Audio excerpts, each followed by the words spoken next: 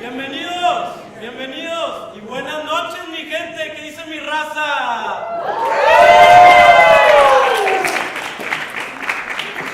A quick translation for the non-Spanish speaking audience.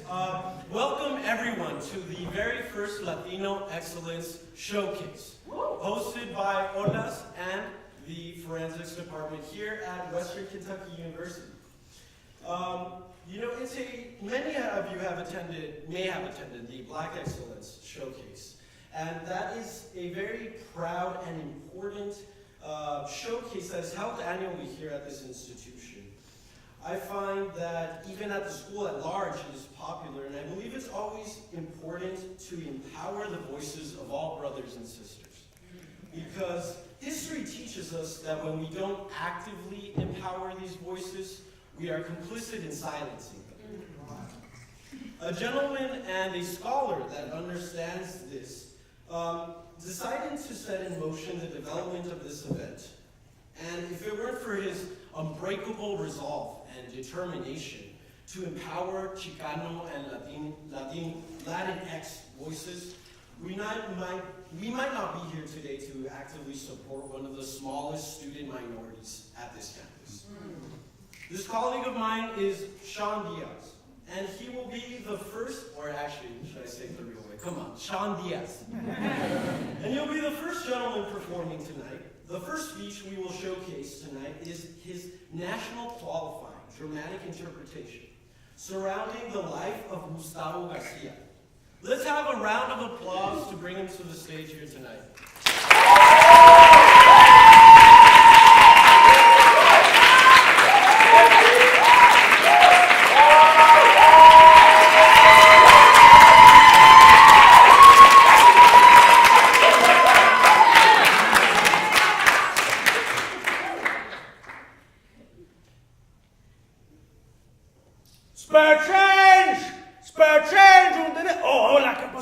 Senor, please, just a little bit of change for me, for my niños, please, senor.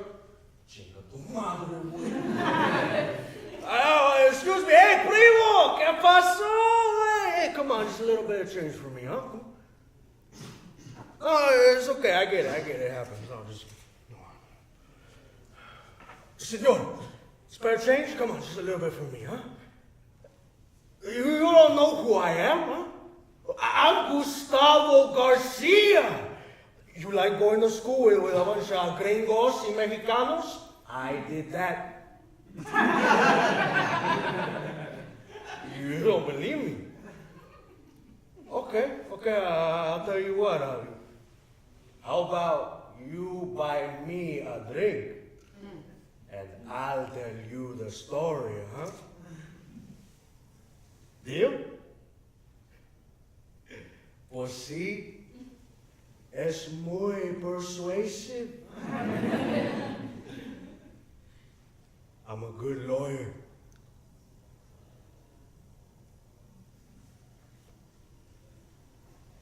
Gustavo C. Garcia was the lead lawyer in the groundbreaking case Hernandez v. Texas. His name and story belong among the many great civil rights leaders of our time. The only problem is, they're not. Instead, Garcia's life mirrors that of a Greek tragedy, a hero fallen from grace, battling alcoholism and mental disease for much of his adult life. Garcia died, homeless, on a park bench in San Antonio. He never got the chance to tell his story, but using available records, playwright Chris Rodriguez resurrects the story of a man erased from our history. Gus, by Chris Rodriguez. Bartender, un cerveza, por favor, come on. Oh, I was born in Laredo, but grew up in the big city, San Antonio. Then from the minute my family moved in, the entire neighborhood had their eyes on us. See, I think that they started their neighborhood watch that very day. Oh, the kids, they were the worst.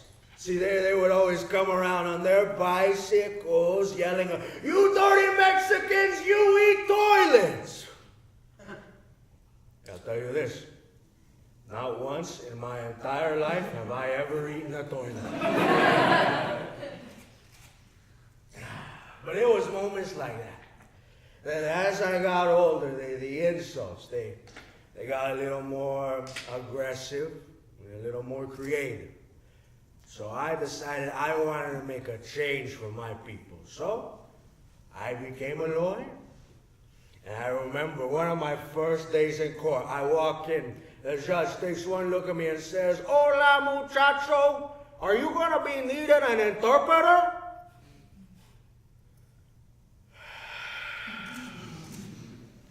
I said to him, "No, sir, but I'd be happy to find one for you." And one day, this lady, she comes into my office, telling me about her son, Pete Hernandez, who had shot and killed a guy. There was no question that her son was guilty, but this case was different. See, the case was to be decided by an all-white jury. A jury of his peers. You need to understand that by law, we were white. Now, we had citizenship, but in the real world, that meant nothing. Mexican Americans couldn't serve on juries.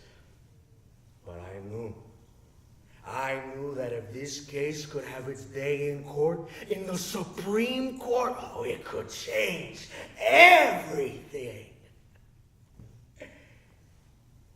The only problem was we had no support. More specifically, we had we didn't even have enough money to pay for the paper to print our case on. But then, something amazing happened. Regular people started supporting our cause. I had an old man come up to me, telling me he handed me this crumpled up dollar bill. And he told me it was because he wanted me to know that he stood up for the rights of Mexican Americans. These were people that couldn't afford it, but couldn't afford not to. And like that, we had a case. And the nights leading up to the hearing were rough. I had felt the weight of the world on my shoulders, and it just felt like I was going to crumble. I knew that if I failed, we would never get another chance at this. So I spent the nights drinking. 1, 2, 10. I really don't remember.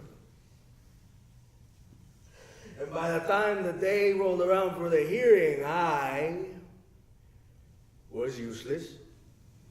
And so I had my partner open up for me. And he said that the petitioner was an American citizen of Mexican descent. And the judge looks at us and he says, well, what is that? They call them greasers down there, don't they?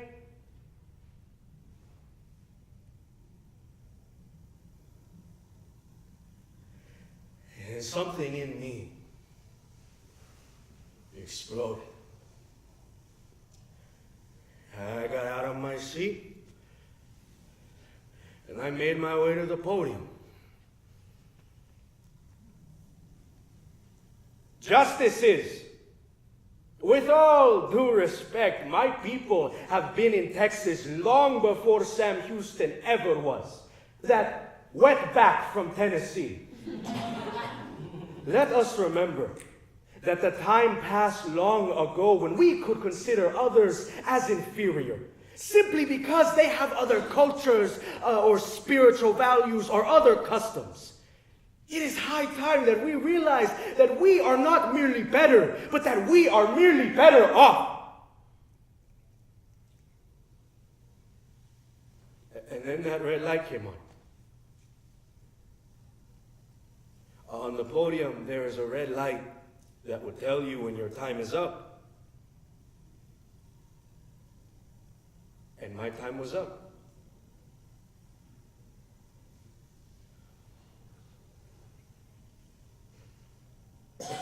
But one of the justices looked at me and said, "Continue." Personally, despite all of this, I look to our future with boundless optimism. We should be able to overcome any political privateers who prey on our fears and our prejudices and our ignorance. I believe that all human beings are seeking essentially the same thing: a better way of life. A better way of life for our families, a better way of life for our children, and a better way of life for succeeding generations.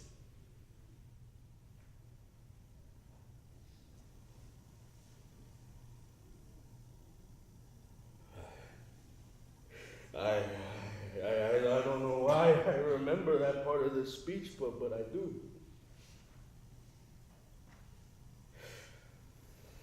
I got 16 minutes.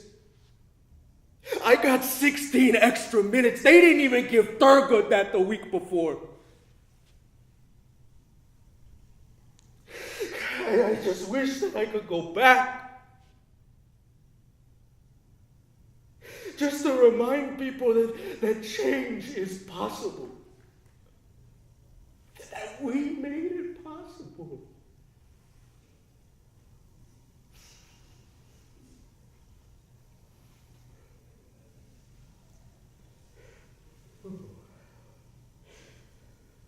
But I feel that red light coming on again pretty soon.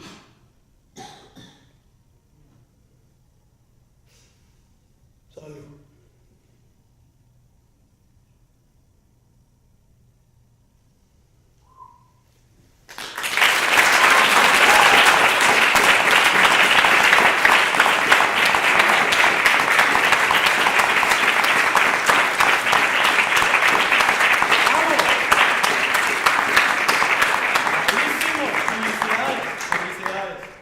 Really a great performance from one of the many talented people from the wonderful city of El Paso, Texas.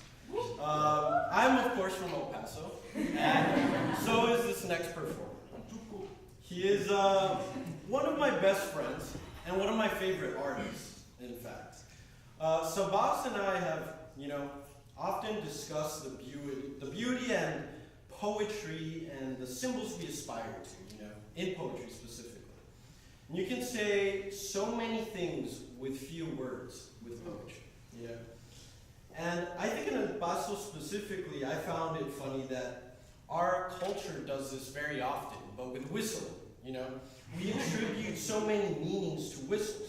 In fact, the indigenous Raramuri, or some of them may know as the Tarahumara tribe, the biggest indigenous tribe in Mexico, have different whistles that mean different things, and that's how they communicate throughout the Copper Canyons.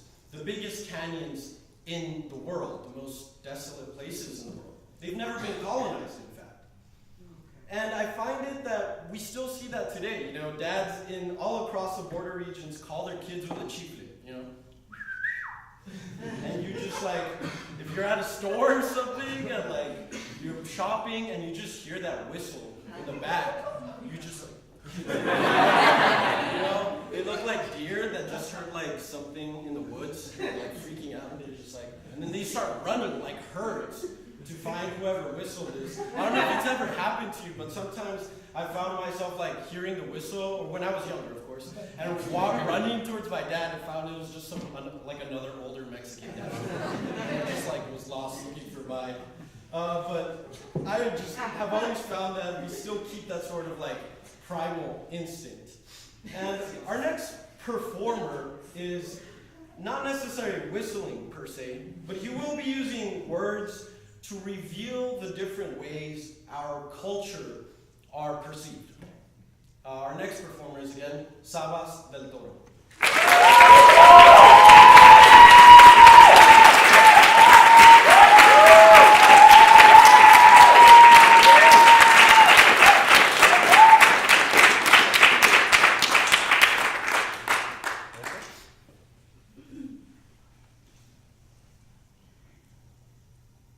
Most days, on the eye obedient, hard working, not too dark, not one of those beaners, alien, monster, glory be, it is rule that fiction follows fear. Fears made into fairy tales just sell so well. In the 90s, our television sets turned to the HIV and AIDS epidemic, and our fear of blood gave us Blade and Buffy the Vampire Slayer, and we were saved from dusk till dawn. Donald J. Trump. What's up, fool? On behalf of all Mexicans, you are invited to our Cinco de Drinko party.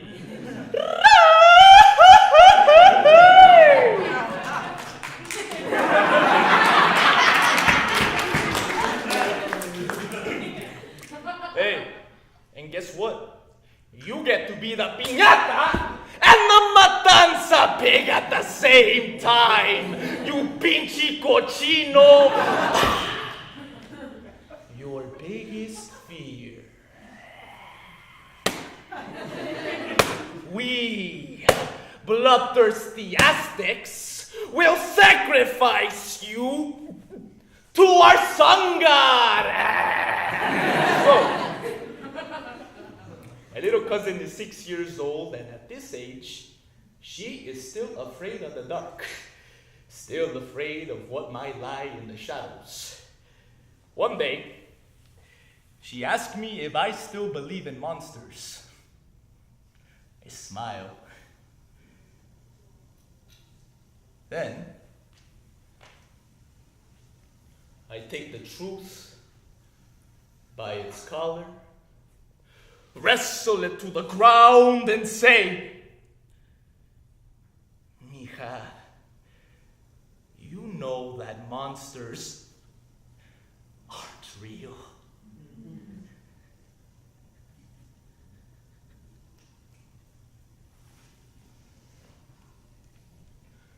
With the recent release of the film Get Out, Jordan Peele exposed the masses to the pleas of minorities with the use of social horror and weaponized fear. And unfortunately, this is a tactic that our president is far too familiar with. He has used hate-mongering and the threat of racial peril to paint the Latino community as drug dealers, rapists, and criminals.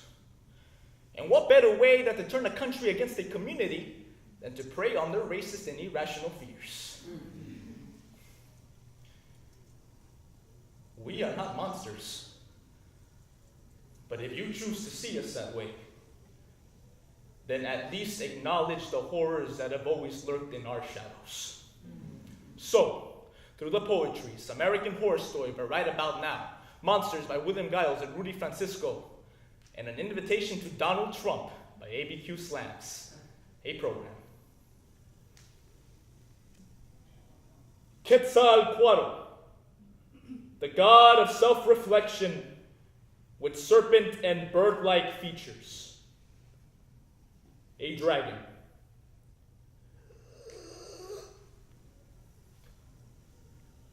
Today, in a trance, Quetzalcoatl feigned me awake, slid up my spine to devour me, while I devoured my shadow spirit. Now, when I bleed, my indio is freed from slaughter. Glory be! Following World War II, we watched Godzilla and forgot about Hiroshima and Nagasaki. Because a giant sea monster is easier to swallow than a monster in a military uniform. The Hunger Games became an instant classic because reading stories of children killing each other was so much easier than watching clips of our countless high school shootings. I want to tell her that I believe in monsters the same way that I believe in oxygen. So tell me, Donald, how big is your closet? You are a vampire, a werewolf in sheep's clothing. You swallow halos and spit out nooses, stand perched on the screams of assaulted women, and squeeze yourself into costumes, fooling the public thinking that you are human. It's not surprising that you see us as bloodsuckers. How hard-working hands must morph into fangs to suck out the life of your America. We must whitewash ourselves until we no longer have a reflection. And yet you see us as a virus, an infection taking over. You claim that we flow in like water, staining your precious lily white America. No mames.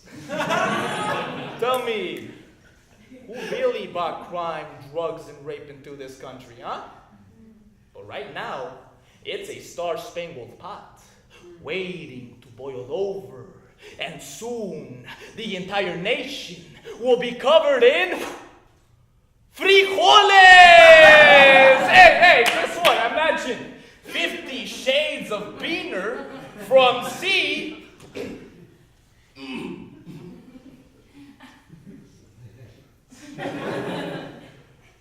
to shining sea.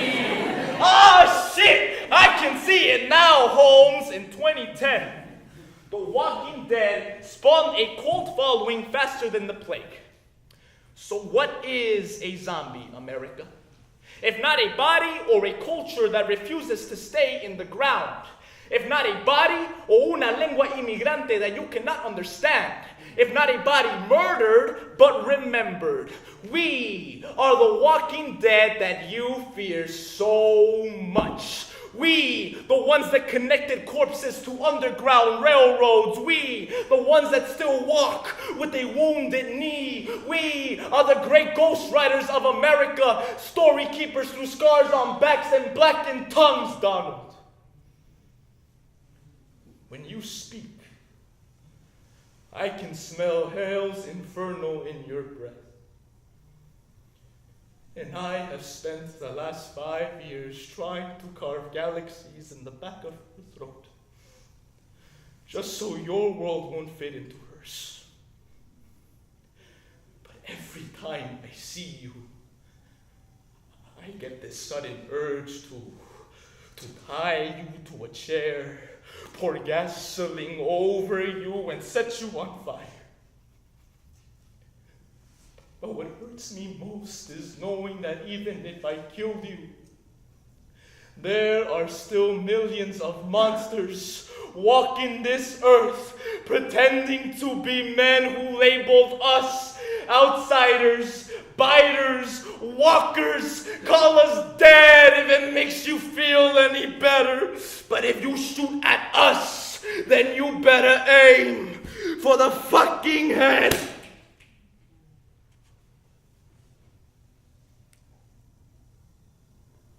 Remember, the dead do not rest on stolen ground. The dead have nothing left to lose. Oh, I'm sorry. Was that too much? Too familiar? You know, the scary thing is that we might be your nightmare. But you are still our reality.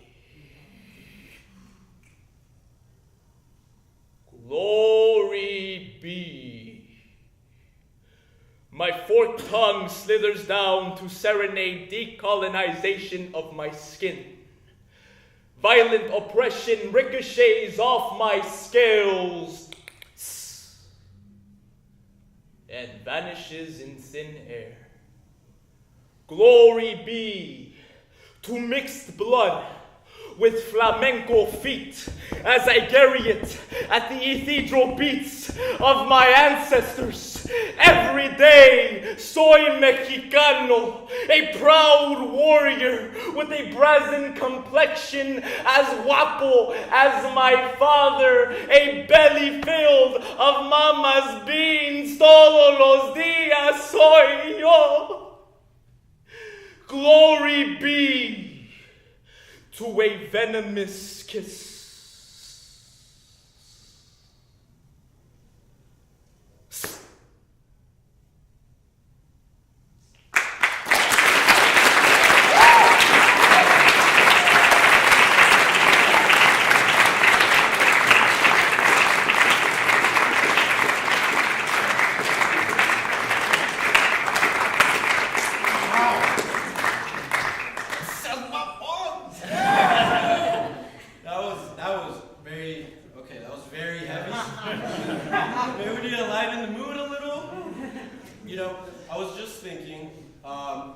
That Mexicans are so different, right? Mestizos, not Mexicans, mestizos. We're all so different, right?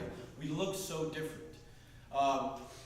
For example, I look like I'm probably still 18, 17 years old, right? I'm probably gonna look this way for a long time. Here goes nothing, right? Sometimes you get like, I gotta roast my friend Sabas because he just did a great job out here. He looks like he's 34. Look like that for, I don't know how long. Hopefully it doesn't go too much over. But it's just so interesting because you never know this. You never know. Wow. Yeah. Anyways, very interesting speech. I really enjoyed it. It was a stellar performance. Fantástico para serte sincero, eh? A very interesting perception of our culture.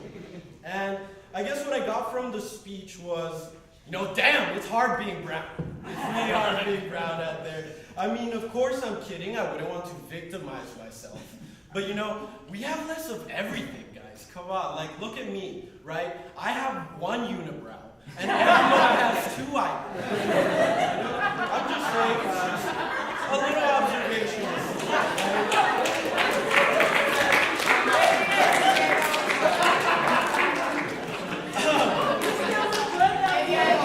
Oh, thank you very much. Thank you. Yeah. So the reason why I didn't cut it off is because my aunt would make fun of me when I was really young. She would say, "You're not gonna get girls that way," But she was also like the racist Mexican aunt, that was like white and assumed her superiority because she was light skinned. And I was like, you know what? Now I'll bet you I'll get just as many with the unibrow. It hasn't worked out. But it is different, however, being from a place where many of us come from, where the majority of people are Hispanic, and then coming to a place like this, we are one of the smallest minorities in Bowling Green as a whole, despite, and also the university, right? However, for myself, it's always been a real blessing and just like a great picker-upper on a day. Makes me smile whenever I see, Hispanics across the school, and specifically, when I'm like getting food or something, walking through the hallways and hearing Spanish here. It's so like beautiful. It's like hearing music to my ears, and it's so funny because so many of the people that I've heard speak Spanish and I begin to have a conversation with them, they always, refer to me to holas. They always refer to me to the great work that you guys do and, the meetings that I should be going to more often, I feel. But they are, and you guys are, a very important place, or have a very important role in this institution. Like I said, with us Hispanics being some of the most silenced, as we've seen through the poetry and dramatic interpretation, but also just statistically the smallest, population-wise. And so that's why I find it a great honor to be hosting this event for you guys because you guys do so much work here, and so it's important for us to hear from the Olas group, and we will be having two speakers come up. First is Isabela Sachs, I believe I'm pronouncing it correct, okay, and also Francisco Serrano, my little brother's name. So please, can you help me welcome them up to the stage?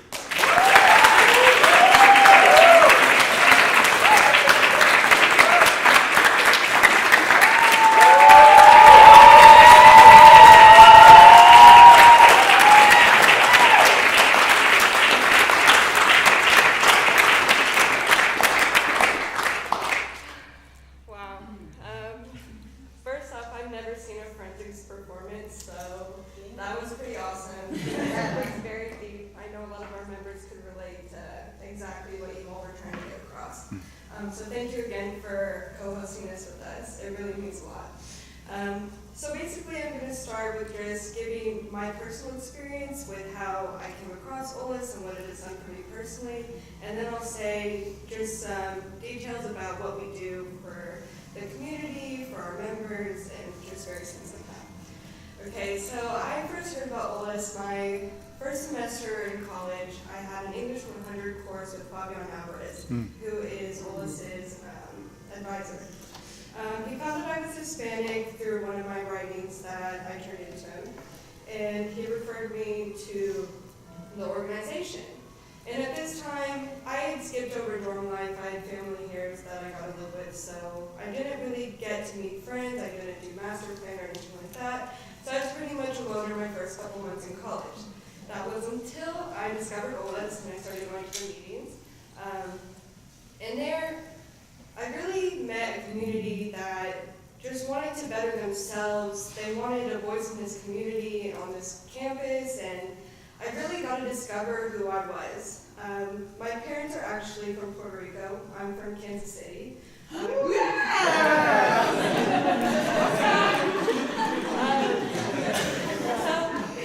from a town like that, there wasn't very many Hispanics.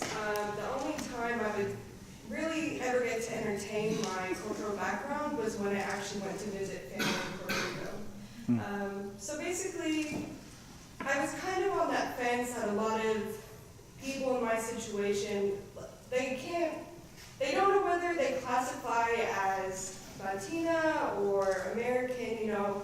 They're either too much of one, too much of the other. Just, it causes a lot of identity confusion. So really when I joined OLAS was when I got to embrace my Hispanic heritage, because I found people who were like me. Some from other countries, some also Hispanic Americans. I really just got to find myself, and I got to find my place in this university. And now, 5 years later, I'm the president, and I think that's awesome, because starting out, you know, I guess people from our background, we find it much harder to come to college.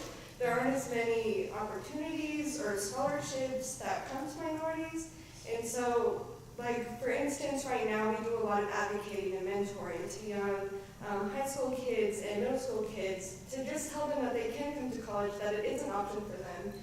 We try and tell them like scholarships they can apply for. We just basically try to be that light that gives them even the slightest bit of hope that college is an option for them. So that's just one great thing that OLAS really has to offer right now.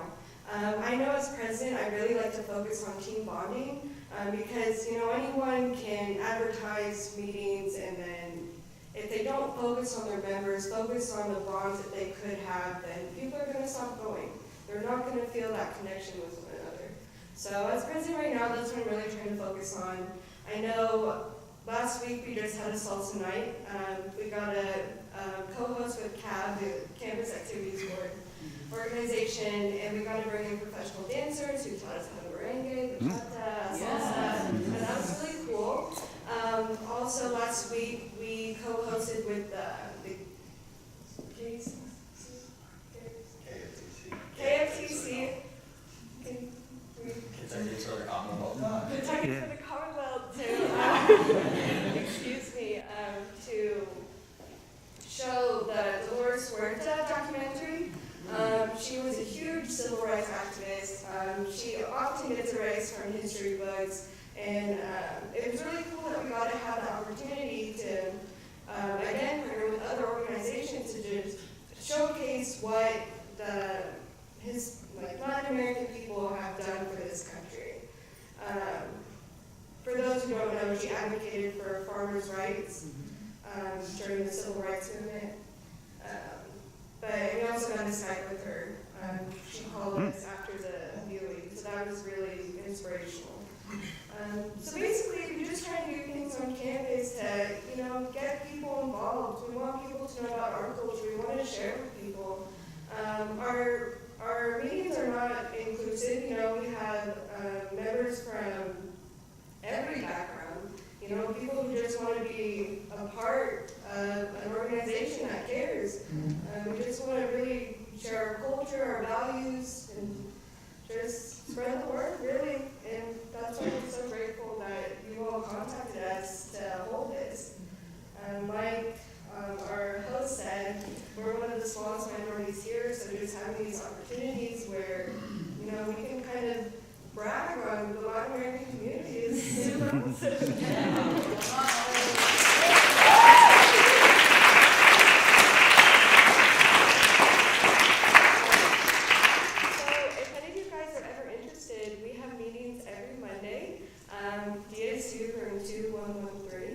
I'll stay up after this finishes if anyone wants to come up and ask a question or just talk to me a little bit. But we really thank you all for doing this for us. It really means a lot. Thank you. I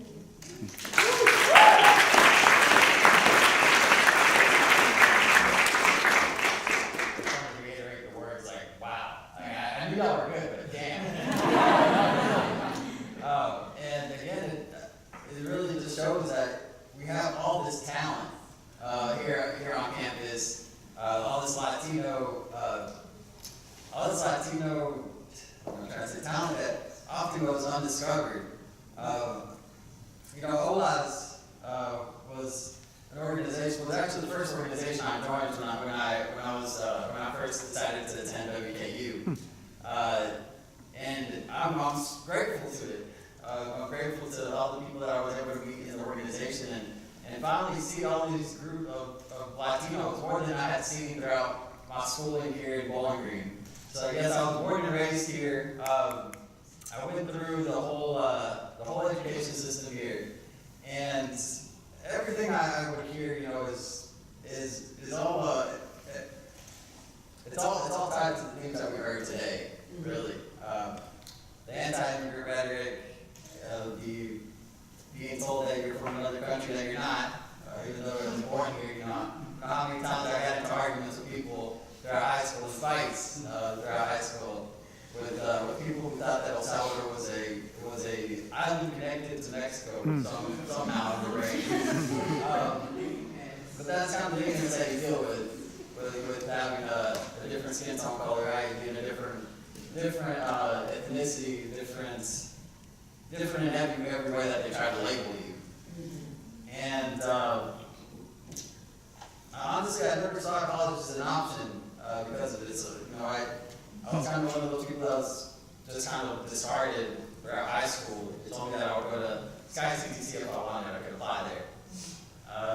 And I did. I went to SkyCTC and I actually ended up dropping out. I didn't have a car, so it was made it difficult to transfer myself. So I actually worked full time during that time.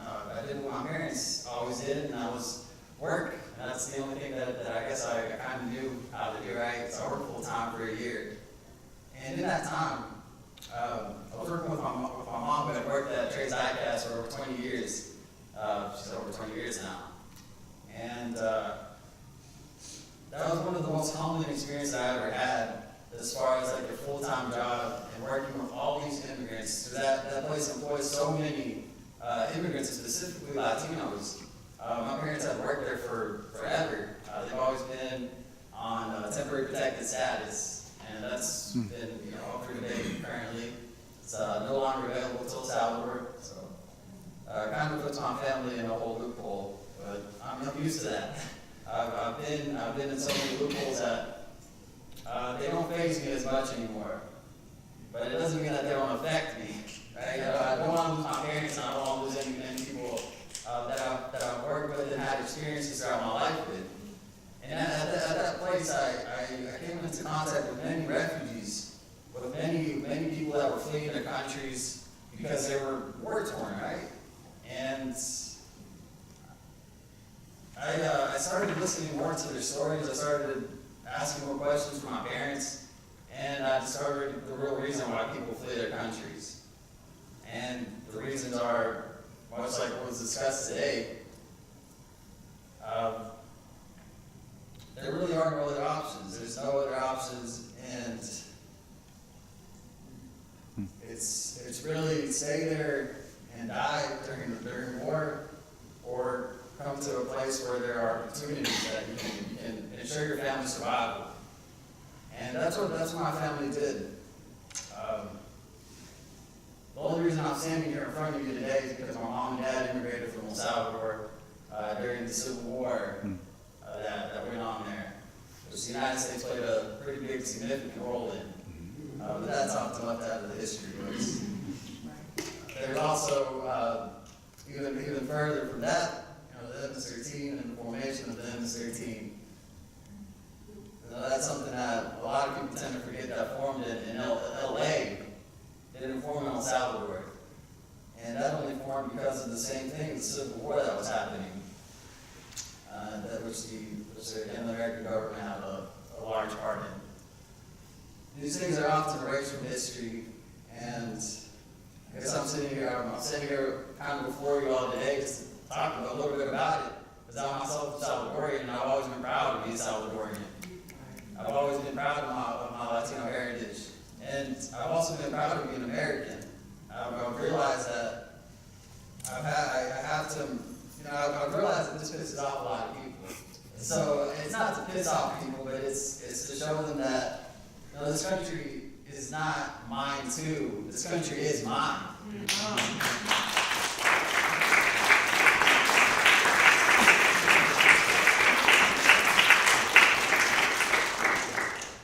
And just like it belongs to me, it also belongs to my parents, who are often labeled not citizens.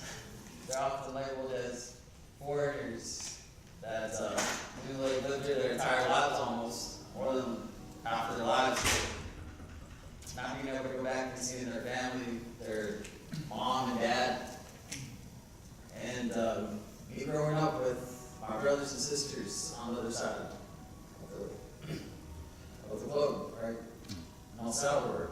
Not seeing them until I was 13 years old for the first time.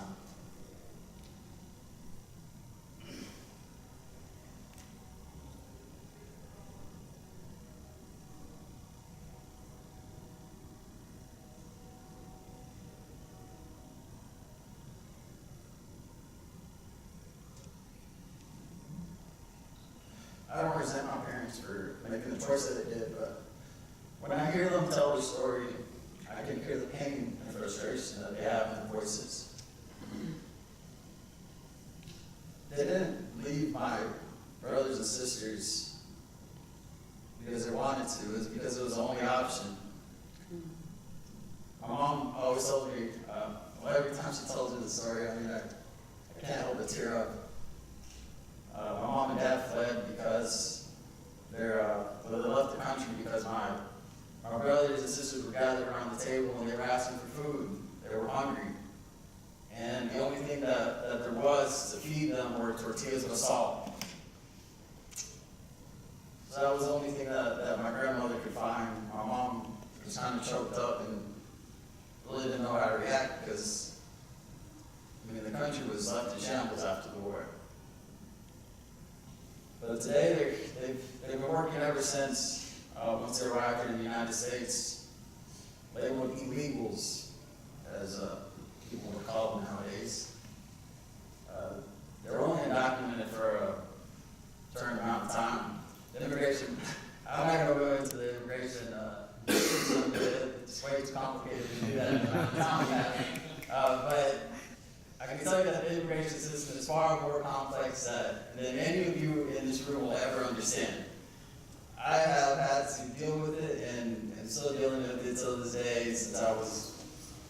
born, essentially. Really what I want y'all to get out of this is with this constant changing of our immigration laws and this constant changing of statuses, the status doesn't define a person's citizenship here in this country. Honestly, my parents, they're a citizen in every way. I guess except for on paper. And that's what a lot of people are struggling with today. The undocumented community is struggling with this to this day. And I have relatives who are undocumented. They fear for their lives, that I fear for their lives as well. I don't want them to be torn apart from our family. But that's something that I struggle with every day. But I remain hopeful that there will be a solution that comes through. And that's why I take to the streets in March. That's why I get people, that's why I'm mobilized. I have all this support from this group and from many other people on campus that also take to the streets in March. And we don't stop calling, we don't stop emailing, we don't stop talking to these legislators that are in office currently.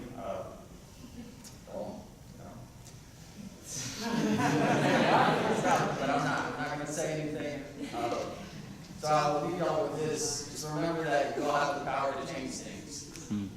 And we need to get on this fight.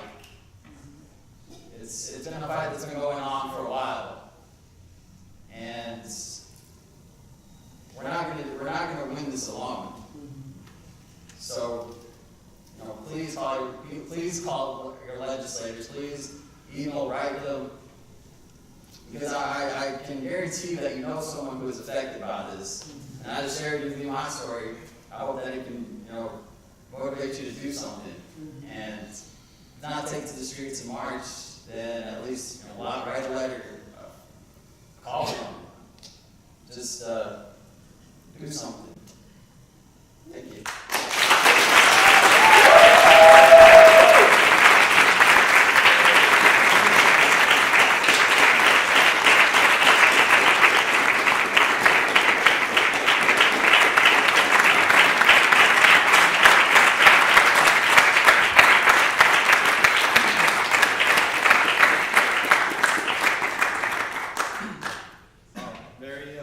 Impactful and true words coming from our friends from OLAS. I think especially everyone that comes from border regions can also attest to this sort of criminalization that we see somewhat. It brings an interesting point that you say about MS-13. Most people, or the way Mexicans or Hispanics, Latinx are criminalized is cholos, right? But if you ever talk to true traditional Mexican moms, they'll always tell you that, cholos are an American invention. I think they really are. They were the guys that, I would argue, particularly come from El Paso, the culture. And I have to be proud of it myself because there's nothing wrong with our culture. There's no illegal bodies on stolen land, right? And so I think it's kind of funny that, the entire idea of a cholo used to be a pachuco, right? In the 1920s, a zoot-suited, smooth-talking Hispanic man on the streets at night that, had a certain way of smooth-talking his way around business and knew a lot of business connections on the street. And it's just so interesting that the entire word pachuco, which is similarly associated to a cholo, comes from the word Chuco town, which is otherwise known as El Paso. Only people from El Paso know it as Chuco town. And so it would be Hispanics that were saying shortly, ¿A dónde vas? Voy pa'l Chuco. And so they would just say Pachuco. And he's like, oh, he's a Pachuco, because they were the one Mexicans that were born in the U.S., right, that were considered Hispanic, but weren't assimilated by any means. And they had the ability to cross over the border, like every other person does on the borders nowadays.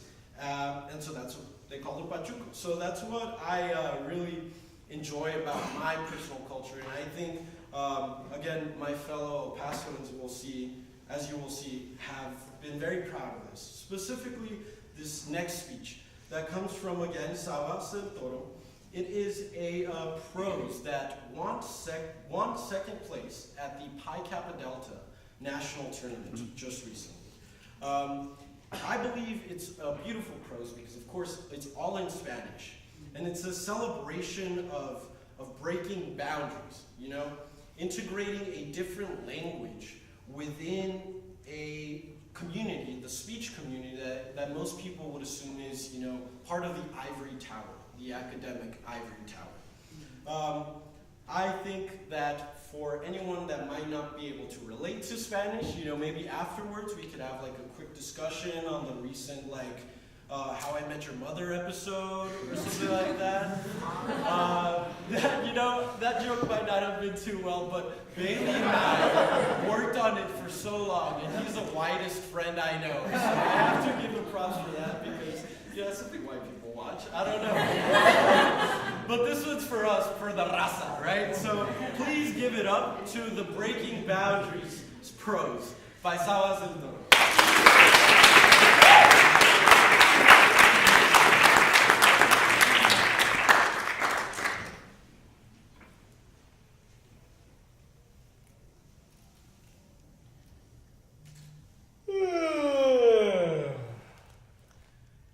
Son las 6 de la mañana, es un lunes brillante y hermoso, y Manolo está muy emocionado de ir a la escuela. Manolo está siendo muy sarcástico. Mamá está escuchando sus CDs de Selena, mientras gritándole a nuestro perro Chango que se hizo caca por toda la alfombra. Manolo sonríe. No ha escuchado la música de mamá de lo que parece ser para siempre. Hoy va a ser un día feliz. ¡Ay, cómo me duele!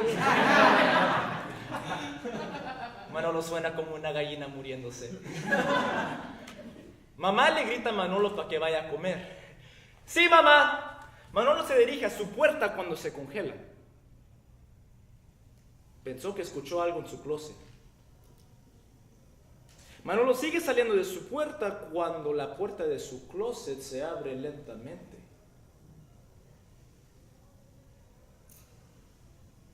Hay un fantasma viviendo en el closet de Manolo. Shh.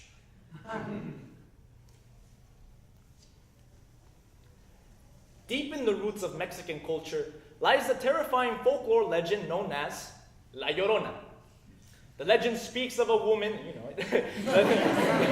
The legend speaks of a woman who drowned her children in the river in a bout of sadness before jumping into the river herself. And now her spirit wanders the rivers of Mexico, mourning the loss of her children and stealing the souls of others. This story is just used to scare your kids into not playing outside after dark. However, often overlooked is how La Llorona was unable to address her depression, a narrative that is far too common in the Latino family. Author Eloisa Reina gives us a glimpse into the taboo that is Latino mental health through the lens of La Llorona, an apparition that seemingly doesn't exist, and you'd have to be crazy to understand. In order to facilitate this discussion, it is important that we have the comfort of our native tongue in order to navigate this terribly uncomfortable but necessary conversation. Estás loco, by Eloisa Reina. Se llama María, la fantasma que vive en el closet de Manolo, pero ella es más conocido por nosotras mexicanos como La Llorona. Pero por favor, llámala María, no le gusta el otro nombre. Ella ha estado viviendo en nuestro closet por más de 2 meses y mamá no tiene idea de que está aquí. Pero creo que Chango sabe. Manolo sabe que crees que está loco, pero... confía en él. Es real. Y está muy triste. Ella huele un poco y se le están cayendo todos los dedos porque tiene más de 200 años, pero Manolo simplemente se los pone para atrás con duct tape. Papá dice que puedes arreglar todo con duct tape. Ella es la mejor amiga de Manolo. Mamá grita el nombre completo de Manolo y él sabe que si no baja, ella lo va a convertir en fantasma. Manolo se apresura a su closet y cierra la puerta. Manolo toca la puerta de su closet. Y María responde. Manolo sonríe. Buenos días, mamá, te ves hermosa. Mamá nomás le da una mirada y dice, Mamá le dice que se siente y se come sus tortillas y a lo mejor así se pone hermosa. Mamá sonríe. Manolo siempre ha estado fascinado con la sonrisa de mamá. Es muy amable y gentil y tiene el peso del mundo en sus hombros. Mamá se levanta a preparar los frijoles para el almuerzo y Manolo agarra 2 tortillas y les pone mantequilla como su papá. Entonces ve si su mamá lo está viendo antes de agarrar otra tortilla. Mamá empieza a hablar sobre el trabajo. Mamá abrió su panadería hace 2 meses para ganarse la vida y desde que papá se fue, Manolo ha estado trabajando después de escuela para ayudar. Mamá le dice que tiene que tomar un extra turno esta noche. Manolo se come su tortilla. Manolo se para a medio bocado cuando piensa que escuchó algo como pies arrastrándose en las escaleras. María se salió del closet. Mamá pregunta que qué es ese sonido y Manolo dice, oh, debe de ser chango, el viento, el Espíritu de Jesús. Padre mío, Espíritu Santo, mamá le da una mirada. Amén. Y entonces la taza de mamá empieza a moverse sobre la mesa a sí misma. No. ¿Dijiste algo, mijo? Pregunta mamá. Oh, esta música es muy buena, mamá, dice Manolo agarrando la taza de café de mamá antes que se caiga de la mesa. Mamá se voltea y le pregunta, ¿qué estás haciendo con mi taza de café?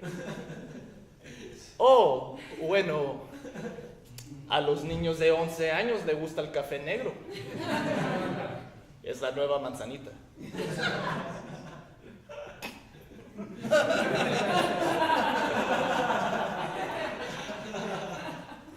Delicioso. Mamá le da una mirada sospechosa y luego se sienta a la mesa. ¿Qué estás haciendo, María? Y entonces, una tortilla detrás de mamá empieza a levantarse lentamente. Oye, mamá, ¿quieres ayudarme con mi tarea de matemáticas? Mamá dice que no cree que le pueda ayudar, pero la tortilla se acerca a su cabeza. Por favor, mamá, no creo que puedo hacer esto yo solo. Mamá suspira, se levanta y luego se sienta al lado de él. Y entonces Manolo se da cuenta que María está tratando de lanzar la tortilla a su cabeza. Manolo empieza a paniquear, mamá está multiplicando, la tortilla se acerca, Chango empieza a gruñir, mamá le dice que se calle, así que Manolo se para a puntitas a tratar de agarrar la tortilla, mamá se da la vuelta y le pregunta ¿qué estás haciendo? Y la tortilla se cae arriba de su cara. Manolo no sabe qué hacer. ¿Cómo le va a decir a mamá que fue María? Va a pensar que está loco. ¡Ups! ¡Fue una broma! Mamá se para y luego se va a quitar la mantequilla de su cara y dice: ¿Qué te pasa, Manolo? ¿Te crees muy chistoso? Estás igual a tu padre, no hay tiempo para los juegos.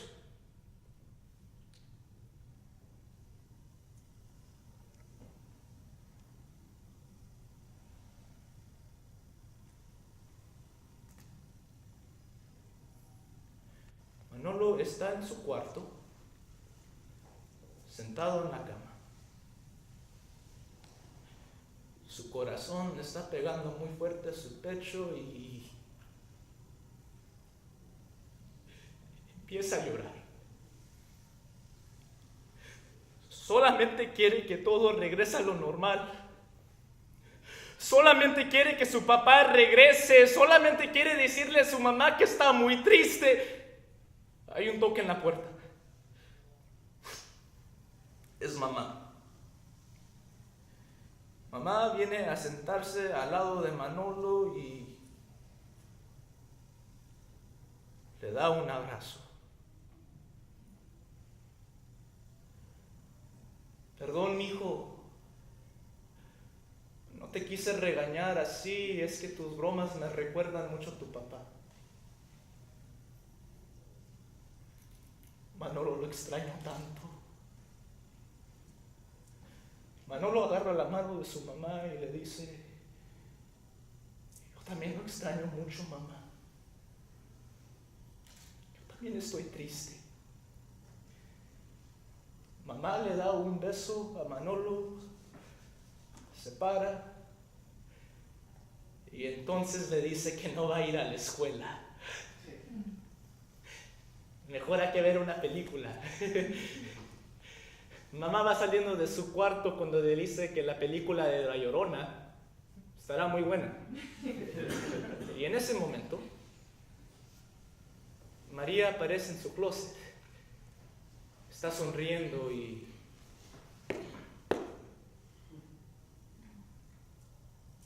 entonces desaparece.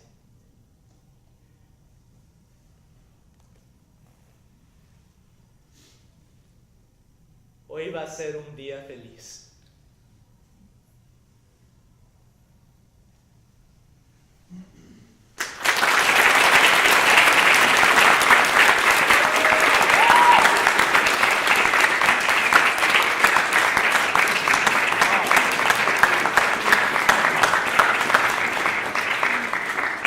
What a speech. What a speech. I love how it breaks down the barriers of this activity, really. And, you know, it was funny, as I was driving over here, I was thinking about breaking down the barriers of stereotypes, you know? Because, like, the jokes are so old. Like, you have to update them every now and then, right? Like, we've heard, like, how many Mexicans does it take to fix a light bulb? Juan, right? Like, wow, the ingenuity there, right? Like, when I came over, when I was leaving my house earlier today, this morning, to go to class, I saw this, like, in this parking lot, where, you know, there's a whole bunch of Hispanics live there. There was this, like, giant mechanical, like, arm that was just holding an engine block. Just randomly holding an engine block. And I come back to school, or I come back to my place to get ready for this event and everything, and I'm driving back, and there's, like, 4 paisas. They're all crowding it, and, like, the car's almost built. It's, like, literally done. Like, the car is there. It's replaced the entire place where the engine on it is on, and, like, I swear those guys are going to finish it, like, before I finish it. So I just think that's a different way we could, you know, begin breaking down barriers. But speaking of barriers, also, that has to do with the next speech we are coming up on, which is the last speech. It's about border patrol, right? And it's funny, people from border regions might know that we cross the border very often. You know, in Paso alone, there's probably like, I think there's 1.3 million border crossings a day, right? These are commercial and non-commercial border crossings. I mean, I've crossed a lot. My dad even used to work in Border Patrol at one point. You know, that's one of those skeletons in his closet. But just recently, for spring break, when I came to El Paso, I was coming back from Juárez from visiting friends, right? Seattle, Juárez, Chihuahua. And I went with my girlfriend. And so we showed up for Border Patrol. You know, la fila no está muy larga, 30 minutes. And we see this man who comes in, he's like, gets weirded out because, you know, I'm brown. And my girlfriend is like this, she's from Finland, so she's like the most stereotypical white person. She has blonde hair, blue eyes. And we give them our documentation, and she just got her green card like a week before. And like, he just looks at it and he's like, okay. And like walks behind the car and like calls over his other Border Patrol agent guy, and he's like, the guy like comes close, I can hear him, and he's like, he's got the green card, right? And then he's like, no, she's the white girl has the green card. They're just both looking at it so perplexing. I don't know, I just thought it was very interesting, but it speaks to which, very different ways, specifically in border regions, societies are racialized in different ways, right?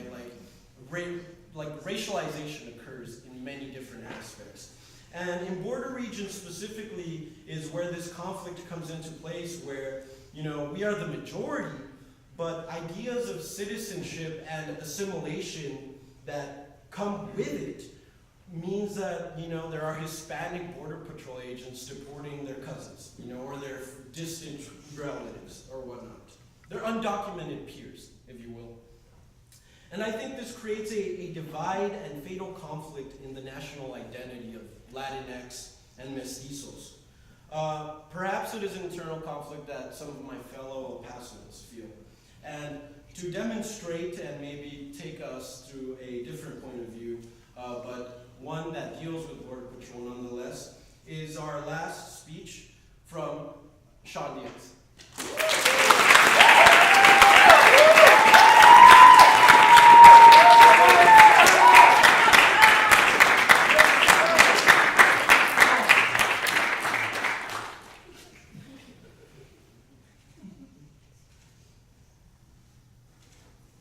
Since its inception in 1924, the United States Border Patrol has had a long and proud history of service to our nation. On the night of October 10th, 2012, after playing a game of pickup basketball with his friends, Jose Rodriguez began his usual trek home along the border in his hometown of Nogales, Mexico.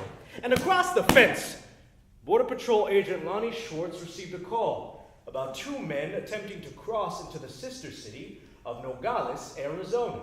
Although enormous changes have affected nearly every aspect of its operations since the early days, the basic fundamental principles have remained the same. The agents arrived at the scene and demanded that the men stop. Jose found himself in the middle of a group of Mexican citizens attempting to help the two men. The agents took cover as the group began throwing rocks. Fearing for his life, Agent Schwartz rushed the fence and fired 12 shots. Honor, professionalism, integrity, respect for human life. Jose Rodriguez was shot 10 times in the back. He held nothing in his hands other than a basketball.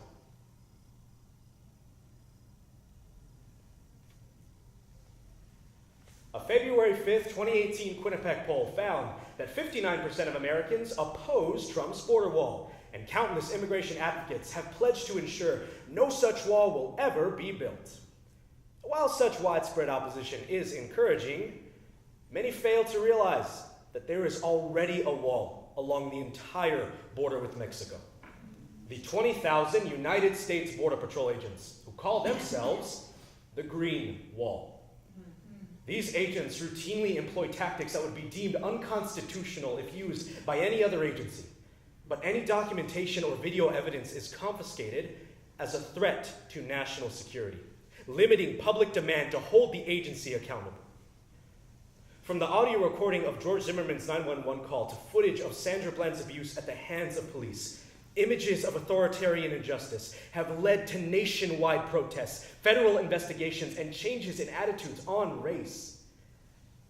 This vital tool has been unavailable to activists fighting the Green Wall. Until now. In the absence of video footage, I offer my body to the cause.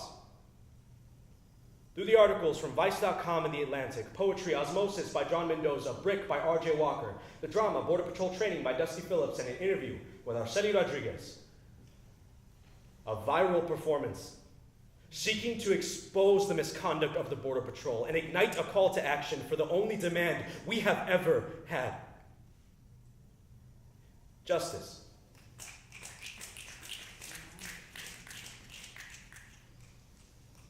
Osmosis, in which members of a solvent pass through a liquid to achieve equilibrium. Example, I place my hand in a pool of salt. Some stays, while some seeps into my skin. But everything goes exactly where it's supposed to. Me, Brick! Brick is good at being Brick. Brick graduated magna cum laude at Brick University. Then, man with bad toupee come. Say, need Brick for project. Oh, Brick hope to be part of ice cream store. Brick love pistachio ice cream, even if Brick lactose intolerant and slightly allergic to nuts. But Brick would like this very, very much. But Brick is not put into ice cream store. Brick is put into big, big wall. Historically, a recent executive order has called to add 5,000 more agents. Historically, every surge of new recruits leads to a decrease in the level of training. All right, everybody, welcome to Border Patrol training. No trainee left behind. Do I get to ride the four-wheeler now? Dwayne! Not right now, buddy, okay?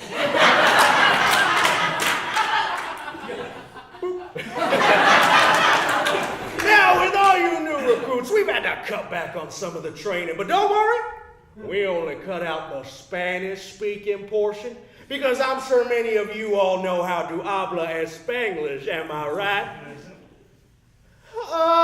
Dwayne! Get on up here! Now tell the assailant to get down on the ground in Spanish. Get down on the ground in Spanish! Good enough!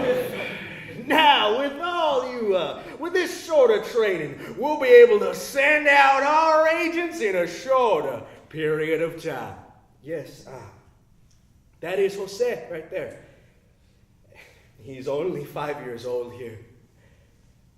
He was such a good kid. He loved chocolate chip cookies, rainy days, spending time with his sisters, basketball. He would be turning 21 next month. He was so young. Brick sometimes see children come now. Brick like when children have carnival faces and smile eyes. But these children ask Brick for help. Ask Brick to stop bullets. Block who live above Brick remind Brick his job is not to stop things. Brick's job is to sit still, not move, even when pushed. According to the Border Patrol Agency, there have been 43 people killed since 2011. But those numbers only represent those killed on U.S. soil. He was just walking home. He always walked along the fence, and now they're trying to tell me that man was afraid of my son? No, if my son had been the murderer, would they have waited 6 years to lock him up? I sometimes hope that they even build the wall, because maybe then it'll protect us from them. No more carnival faces. No more smile eyes. But Brick had grandfather from Berlin. Brick had professor from Palestine. Brick no apartheid. When Brick see it, Brick not made to stop things. Brick is made to start things. brick heavy enough to shatter, riot shield heavy enough to smash patrol car window, toss brick into water and see how water rises with the weight of brick. Most would like to build a wall, but water always seeps through, and most days water is stopped.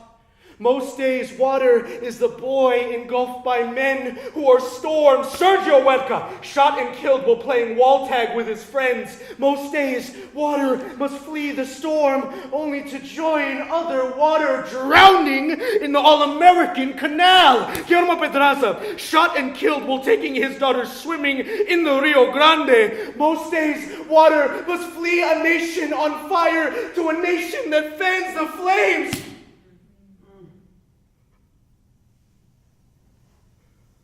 Jose Reyes, shot and killed while attempting to cross into the U.S. His feet lay in California, but his bloodied head lay in Mexico. The United States government hired a land surveyor to analyze the body. They drew a yellow line across Yanez's abdomen to show where the majority of his body lie. The United States government insisted he died in Mexico. Brick, see you!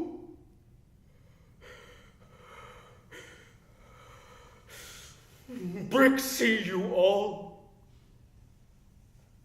staring at brick, pretending not to hear, trying not to be pushed. But brick say, be weapon. Brick say, be shelter. Brick say, be pushed. Brick say, be part of push.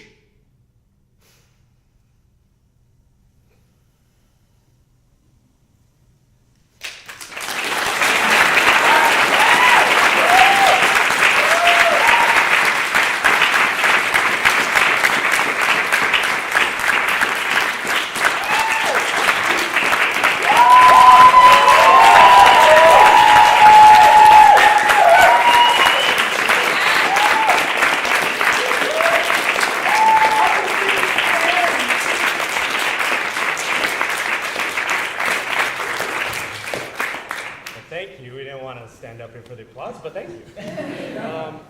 I just kind of wanted to close off the night by just saying how thankful Sabas and I are, and I'm sure the OLAS organization is, for having the support of this community, being one of the 3 Chicano Mexican students on the team.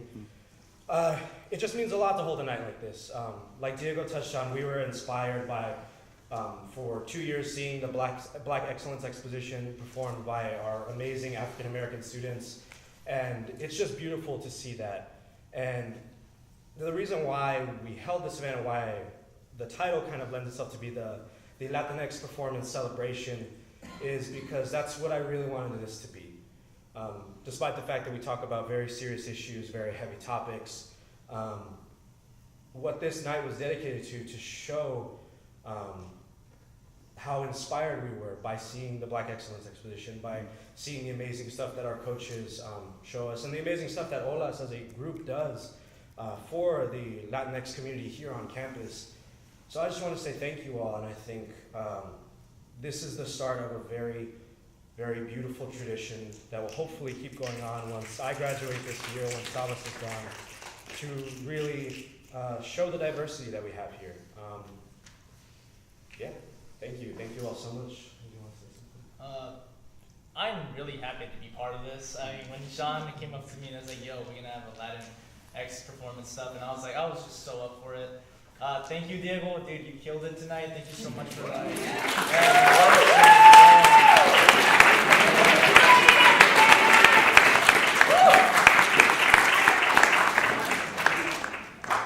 Thank you so much for hosting. Honestly, I hope this thing turns into something like bigger in the future. I know this is our first time, and hopefully it's bigger.